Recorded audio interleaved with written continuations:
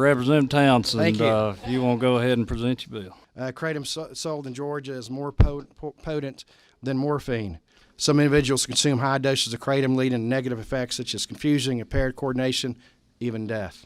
Incredibly horrendous side effects. Total of 239 cases where metragenine was detected by the state crime lab. Total of 33 deaths that have been attributed to metragenine itself. I firmly believe that there are a lot more cases out there, but they're just not being reported. Exact same experience with fentanyl. This is going to continue to grow and become a bigger and bigger problem. And Georgia is ground zero. We're one of the only states in the country that says that this is legal and we should sell it here. You do have a problem in your communities, in all of your communities. We lost our son, 22 years old. To come home and tell your daughter that her dad's not coming home. It's all taken away because of a legal, unregulated plant that he purchased at a gas station near his home. And we're seeing upwards of 100 cases each month now. We've had physicians tell us it's a problem. We support this legislation. And it is essentially out front with the Skittles that one of the gentlemen said earlier. I was a police officer in Georgia for 12 years, spent most of that time, about 8 years, in the city of Sandy Springs. I have narcotics training. I spent 3 years on the SWAT team serving arrest warrants. I've done all sorts of things. I'm here because I want to share what I've learned in my investigation looking into this drug. So I actually brought some kratom with me because I thought we should figure out, like, what are we really talking about here? And so what you have here are two different kinds. These are extracts. We've talked about these.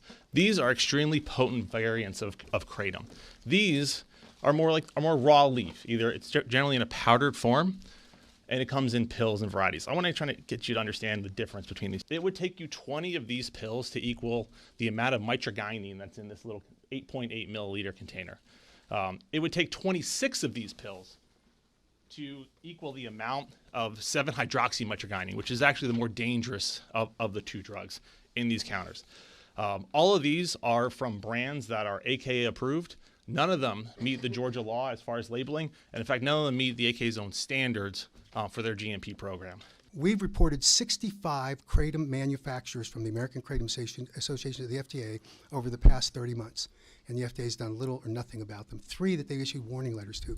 We have given them documentation, and the FDA refused to act. Thank you. Both sides agree that extracts should be banned. These concentrates and these extracts are dangerous, highly addictive drugs. Those need to be on Schedule 1. I truly suggest that you do consider taking extracts off of shelves. We're going to go back to what Mr. Haddow said, quote, "We agree that 7-OH is a bad actor and potentially a problem, but that it occurs in such low levels that it has zero impact and there's no reason to be concerned, unless it's enhanced. That enhanced kratom products are adulterated kratom products, and that the FDA should use, and I quote, their regulatory authority to ban those products, and they should refer, that is the FDA, any manufacturer to the Department of Justice for prosecution, because an adulterated product that is killing people should be removed from the market."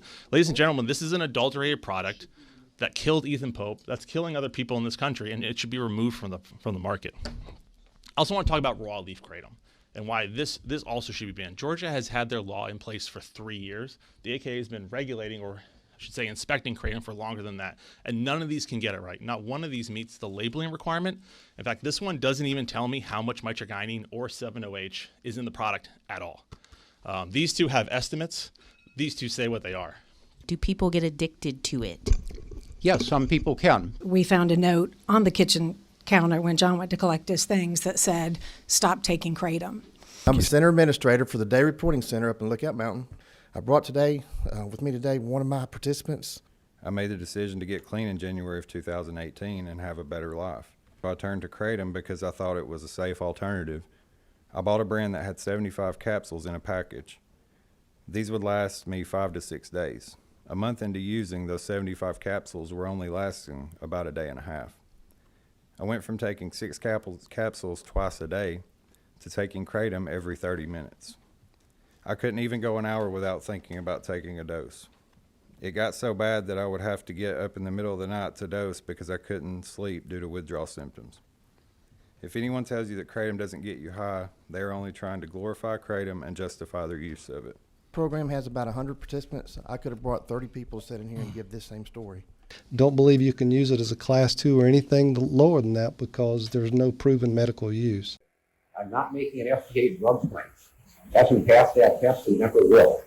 And we're talking about lack of studies. We're talking about how constituents are talking about the great effects of Kratom and how it does this, how it does that. I have compound fractures in my spine. I have degenerative disc disease.